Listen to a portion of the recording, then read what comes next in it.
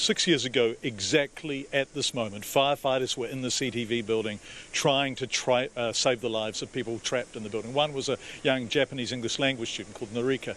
She was sitting in a chair when the earthquake happened. She collapsed in the chair down into the rubble of the building that was compressed into a tiny, tiny space.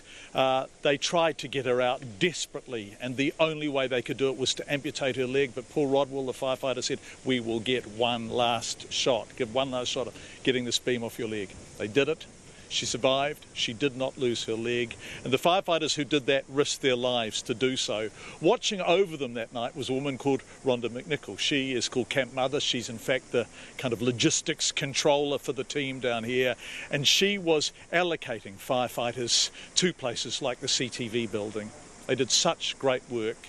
Earlier, just before the service, I asked them to reflect back on that day.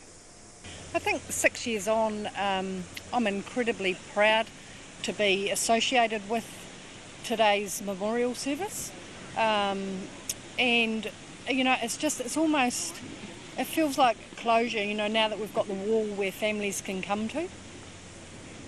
They call you Camp Mum, right? And that's not a disrespectful title, No. because you're senior management, but on the day you were sort of running where everyone was and making big decisions about who went where. How long did you work for from today, 6 years ago? How long did you stay at work for? So I stayed at work for 5 days, and I never got home to my own property until 5 days later.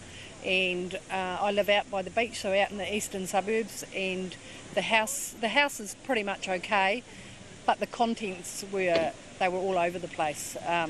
And so during that time when I was there, I slept pretty rough. I slept wherever I could, under trees in Latimer Square, or you know, as somebody else was getting out of their sleeping bag, I was getting into it. So yeah, it was pretty tough. Yeah, I don't think we have any idea how tough it was, Paul. You were in a compressed space, rescuing people who would have died were it not for the risks you took, getting them past bodies, having to move bodies to get to them, people who were crushed. There was smoke all around you, and you didn't have breathing apparatus on. And I wonder, do you think about that experience, or do you try and push those memories aside? We did think about it, but luckily for us, where our team were working, there was a lot of, apart from, you know, the poor victims that were deceased, when we had the most live patient rescue of 7 patients in that cell. You got 7 patients out of those conditions? We did, yeah. 7 people who are alive today because of you? For our team, yeah.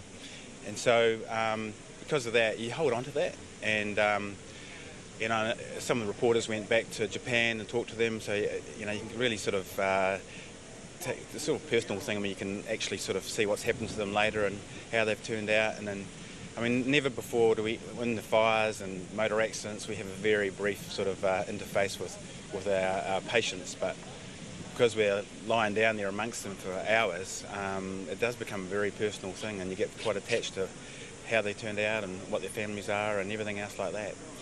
And yeah, like, and I met some of the victims' families later on to explain to them what happened to their children, and it was quite harrowing, but it was good closure for them as well.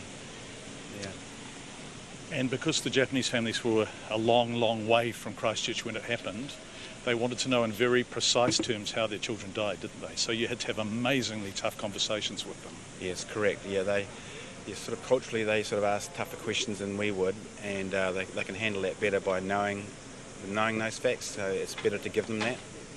Yeah.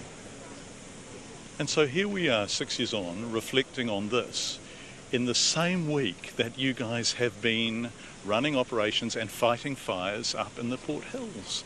And I think everyone just, Rhonda, do you have the sense everyone just wants to say thank you to you and your men and women this week? Absolutely. You know, I was working at Kilmore Street Station last week, and I was sitting at the keyboard typing away, and I looked up and there's 3 little children standing out on Kilmore Street with, you know, tins of baking. And it, you know, and they just wanted to come and say thank you to all, you know, all these wonderful firemen. You know, they're up there doing an incredible job. So yeah, it's just, you know, it's really heartwarming. It's fantastic. And I'm so proud to work for New Zealand Fire Service and do the job, you know, that we do within the community. Paul, did you ever think of not doing it after the earthquakes? Because you've been up in the bush and the heat and the crap and the ash and the wind in the past week, did you ever think, no, I can't do this anymore? No, like Rhonda said, it's a very satisfying job, and you know, a few of us might have said we're getting too old for it, but no, it is a very good job. Yeah. You've got a sparkle in your eyes, haven't you? That's right. Yeah. Yeah. Paul Rodwell and Rhonda McNicol talking to me before the service this morning.